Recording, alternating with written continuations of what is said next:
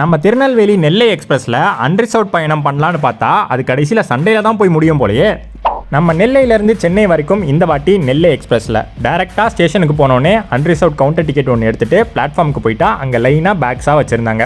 என்னடா இது பேக்காக இருக்கேன்னு விசாரிச்சா இந்த மாதிரி லைனில் பேக்கை வச்சு தான் அன்ரிசர்வ்ட் கோச்சஸில் ஏற விடுவாங்களாம். அப்படி நாங்களும் எங்கள் பேக்கை வச்சுட்டு ரிலாக்ஸாக போய் ஸ்டேஷனை சுற்றிட்டு இருந்தோம். கொஞ்சம் நேரம் கழிச்சு அந்த அன்ரிசர்வ்ட் கம்பார்ட்மெண்ட் இருக்கிற இடத்துக்கே வந்து பார்த்தா இன்னும் அதிகமான கூட்டம் இருந்துச்சு. நைட்டு 8:40 கிளம்ப வேண்டிய ட்ரெயினோட எம்டி ரேக்கு கரெக்டாக 7:30 மணிக்கு கொண்டு வந்தாங்க. ரயில்வே போலீஸ் வந்து எல்லாரையும் அந்த பேக் வச்ச லைன் படி உள்ள அனுப்பி விடுவாங்கன்னு பார்த்தா ஒண்ணுமே நடக்கல. எல்லாருக்குள்ளேயும் தள்ளுமுள்ளு தான் நடந்துச்சு. அப்படி சண்டையெல்லாம் போட்டு உள்ள போய் பார்த்தா காலியாக தான் இருந்துச்சு. கரெக்டாக டைமுக்கு நெல்லை எக்ஸ்பிரஸ் திருநெல்வேலி ஜங்ஷன்லேருந்து டிபார்ட் ஆயாச்சு.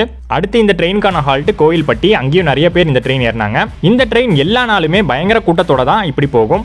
முன்னாடியே நமக்கு சீட்டு கிடச்சதுனால தப்பிச்சிட்டோம். சரியான தூக்கம் இல்லைனாலும் ஏதோ அரை தூக்கம் கால் தூக்கம்னு ஒரு தூக்கம் தூங்கிட்டு காலையில் எந்திரிச்சு பார்த்தா நம்ம செங்கல்பட்டு ரீச் பண்ணியிருந்தோம். நெல்லை எக்ஸ்பிரஸில் டிக்கெட் கிடச்சிட்டா அது சூப்பர். ஆனால் இந்த மாதிரி அன்ரிசர்வ்ட் பயணம் பண்ணுறதுனா கொஞ்சம் பார்த்து கேர்ஃபுல்லாக இருங்க.